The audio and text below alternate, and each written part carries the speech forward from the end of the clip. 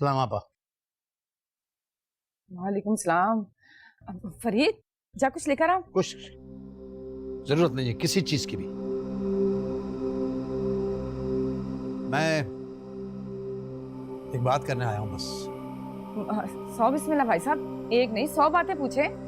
आपने जो बात सुहानी के लिए की, मैं उसकी हकीकत जानना चाहता हूं और ये भी जानना चाहता हूं कि आपको ये बात करने की जरूरत क्यों पेश आई। अरे छोड़े भी ना भाई साहब, मेरा तो ये मानना है जब इंसान गुस्से में होता है तो उसकी जुबान शैतान के हाथ में चली जाती है। आप भूल जाओ। अजीब बात कर रही हैं आप। नहीं, आपने मेरी बेटी के किरदार पर कीचड़ उछाली और आपका नहीं भूल चाहिए। तो बताओ फरीद, चूंकि ये बात तुमसे तुम्हारी मां तक पहुंची, ऐसी क्या बात थी जो नौबत इल्जाम तराशी तक पहुंच गई? बोलो। आप परेशान ना हो मामू, ऐसा कुछ भी नहीं है। सुहानी एक बहुत अच्छी लड़की है। परेशान ना हो? मैं परेशान ना हूं और मेरा दिमाग पट जा रहा है। बताओ मुझे, क्या देखा तुमने? ऐसा क्या देखा तुमने? ऐसा कुछ भी नहीं, बस वो एक लड़का था जो सुहानी को छोड़ने आया था। और ये बात मैंने अम्मा से सिर्फ बातों ही बातों में कह दी। ना जाने अम्मा ने आपसे क्या कह दिया, मुझे इसके बारे में कुछ नहीं मालूम मामू। आपा, सुहानी आपकी भी बेटी है और जो रंग आपने बात को दिया है ना, बड़ा अफसोस हुआ मुझे, बहुत अफसोस हुआ। देखें भाई साहब, इस बात को तो आप भी मानेंगे कि जब एक जवान लड़का और लड़की तन्हाई में मिलते हैं तो तीसरा उनके दरमियान शैतान होता है। अम्मा तू ऐसी बातें क्यों करती है? तू चुप कर। बड़े बूढ़ों की बातें कभी गलत नहीं होती हैं। आज तो ये बात हम दोनों बहन भाइयों के बीच में, और कल को जब लोग सुनेंगे तो किस किस की जुबान पकड़ोगे तुम?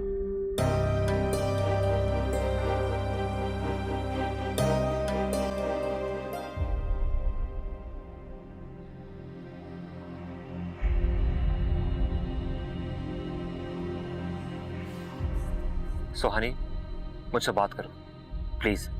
तुम्हारे डिस्टर्ब होने से मैं परेशान हो रहा हूं। जब तक तुम मुझसे बात नहीं करोगी मैं डिस्टर्ब होता रहूंगा, because I love you so much.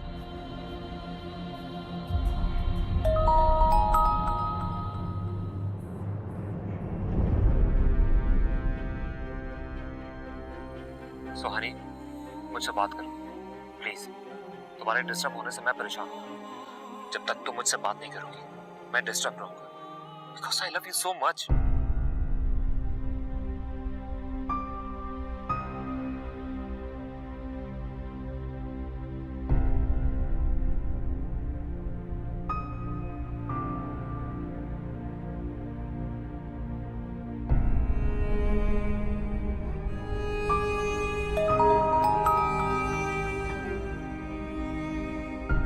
Please Suhani, मुझसे बात करो। शायद मैं तुम्हारी कोई परेशानी कम कर सकूं। जब तक तुम मुझसे बात नहीं करोगी मैं सो नहीं सकूंगा। देखो, तुम्हारे चेहरे पे हल्की सी परेशानी मुझे तकलीफ देती है। I love you so much.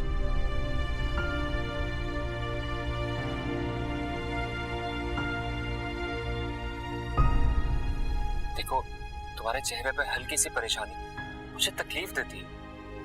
I love you so much.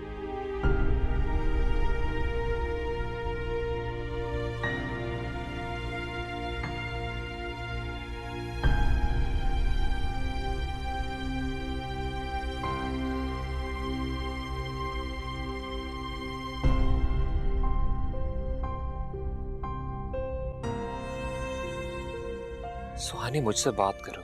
मुझे आपसे कोई बात नहीं करनी। आप मुझे क्यों परेशान कर रहे हैं? मैंने तुम्हें परेशान करने के लिए फोन नहीं किया, तुम्हारी परेशानी कम करने के लिए फोन किया।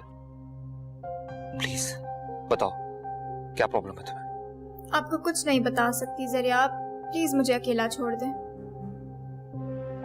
जिससे मैं मोहब्बत करता हूँ उसे अकेला कैसे छोड़ सकता हूँ? Trust me and tell me, क्या प्रॉब्लम है तुम्हें? सुनना चाहते हैं तो सुनिए। मेरी परेशानी की वजह आप हैं, और मेरी परेशानी की वजह आपकी ये मोहब्बत है जो मुझे रुस्वा कर रही है।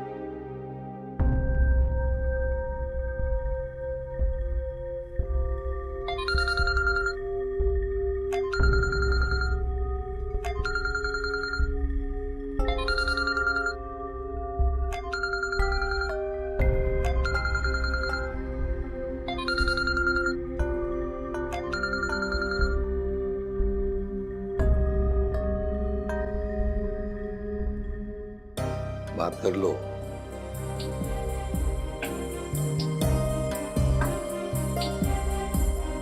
हेलो। हेलो सुहानी, तुम रो रही? प्लीज मत रो, मैं तुमसे माफी मांगता हूं। मैंने ऐसा बिल्कुल नहीं चाहा।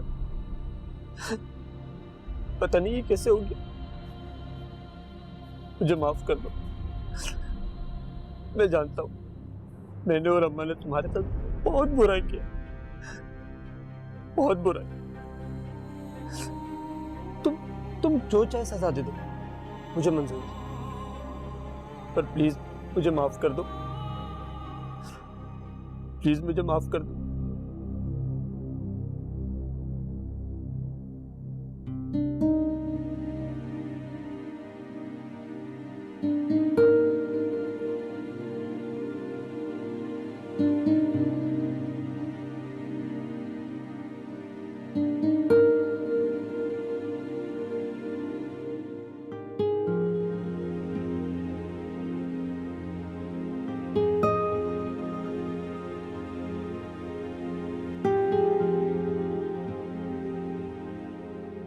आप यहाँ बैठे हुए हैं?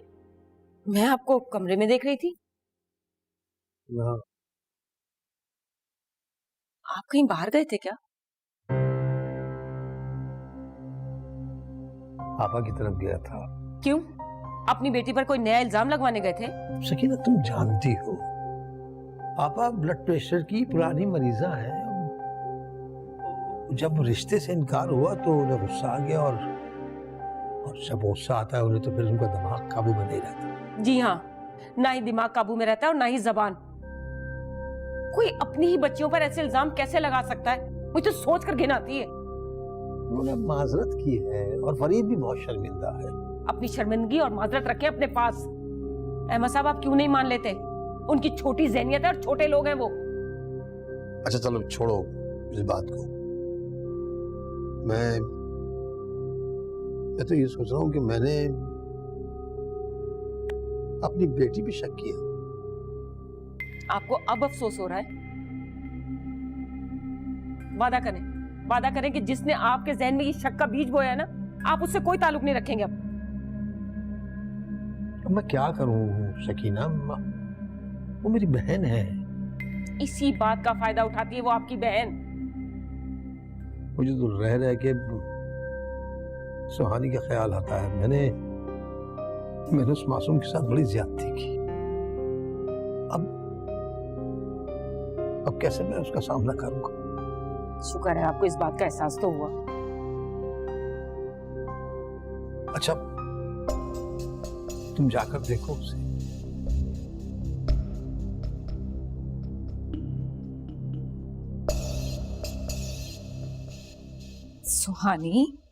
सुहानी बेटा, सुहानी, अरे बेटा डर क्यों रही हो? क्या बात है, यहाँ क्यों लेटी हुई हो? अपने बिस्तर में लेटो, उठो शाबाश। अम्मी अब्बू, बेटा तुम्हारे अब्बू वाकई बहुत परेशान है। बल्कि वो तो ये कह रहे थे कि खामा में मैंने अपनी बच्ची को डांट दिया। देखो बेटा, ये जो बाप होते हैं ना, बेटियों के जवान होते ही वो शक्की मिजाज हो जाते हैं। तुम्हें परेशान होने की जरूरत नहीं है। तुम्हारे अब्बू तुमसे बहुत प्यार करते हैं, ठीक है? चलो शाबाश, उठो, अपने बिस्तर पर लेटो, उठो, चलो चलो।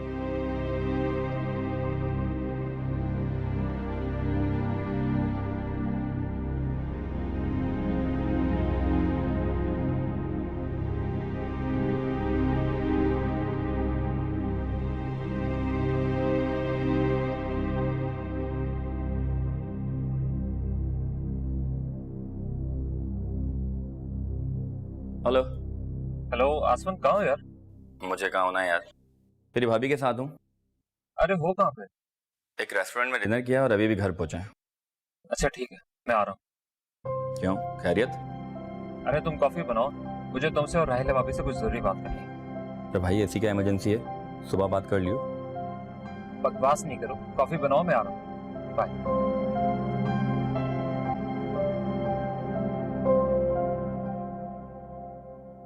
जरिया भाई, सुहानी का नंबर तो बन जा रहा है।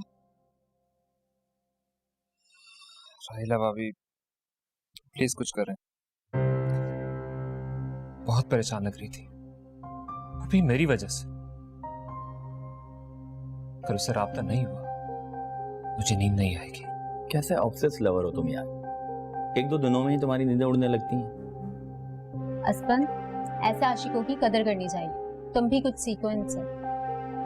जी भाभी प्लीज कुछ करें, नहीं तो सीधे मैं उसके घर पहुंच जाऊंगा। नहीं नहीं जरिया भाई, उसकी अम्मी का नंबर है मेरे पास, मैं उनसे कांटेक्ट करती हूँ। आए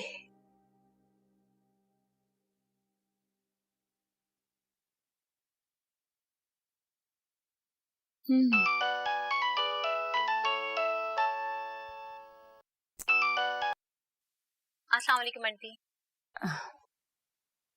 वालेकुम अस्सलाम बेटा। राहिला बोल रही हूँ, सुहानी की फ्रेंड। हाँ हाँ बोलो बेटा।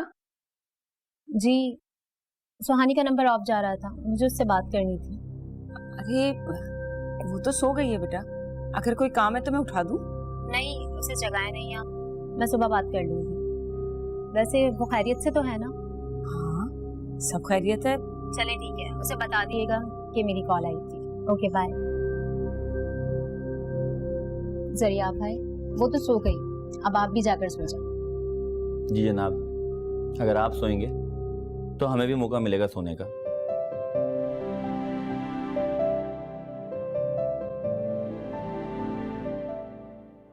सुहानी, मैंने सुना था कि हर गुनाह की माफ़ी होती है, लेकिन शायद मैं एक ऐसा गुनाह कर बैठा हूँ जिसकी कोई माफ़ी नहीं।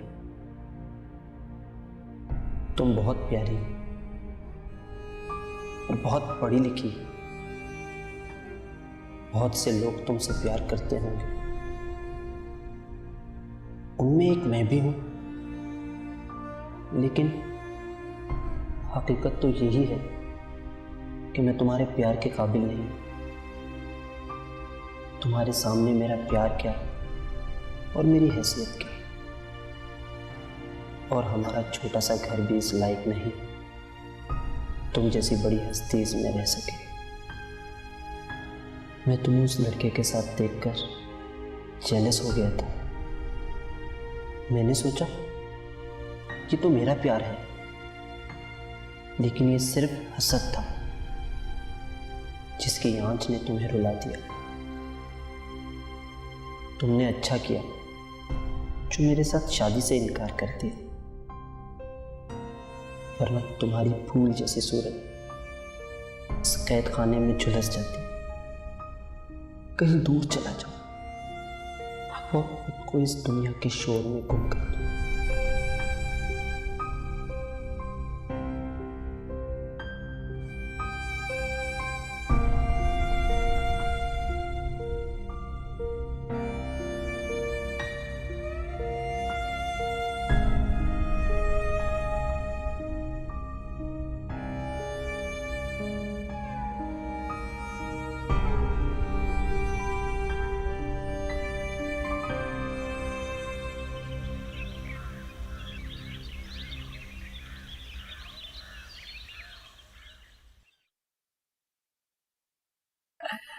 उठ गई मेरी बेटी, माशाल्लाह।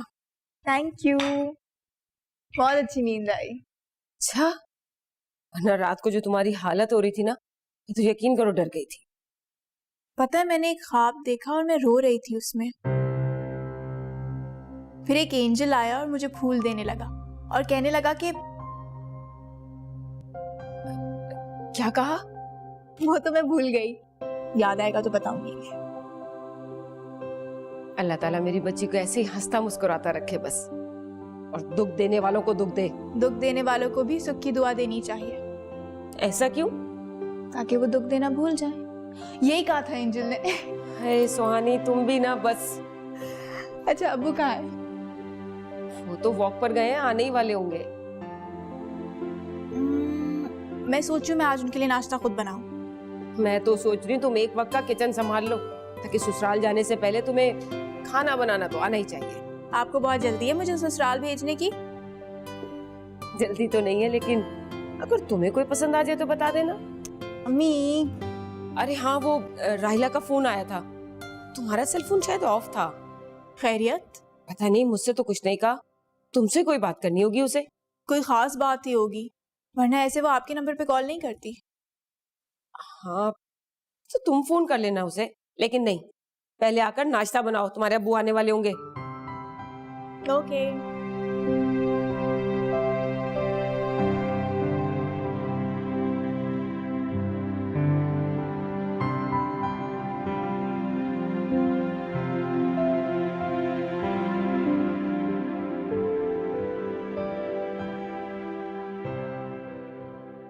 ये क्या हो रहा है?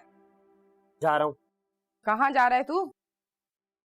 जहां भी जाऊं, तुझे इससे मतलब? ये लड़के, खैरियत तो है तुझे आज? ये तेरी बैटरी क्यों गर्म हो रही है? अम्मा, मैं 2 दिन से तुझे कह रहा हूं कि तूने जो आग लगाई है ना मामू के घर में, जाके उस पे पानी डाल, माजरत कर ले, मोमानी से और सुहानी से माफी मांग ले, लेकिन तू सुनती ही नहीं है। ये लड़के, बावला हुआ है क्या? हाँ, तू चाहता है मैं उस कमजात के कदमों में बैठ जाऊं जाके? हाँ, उस लड़की के तलवे चाटूं? तेरी इन्हीं हरकतों की वजह से वो तुझे जाहिल बोलते हैं और कुछ गलत नहीं बोलते।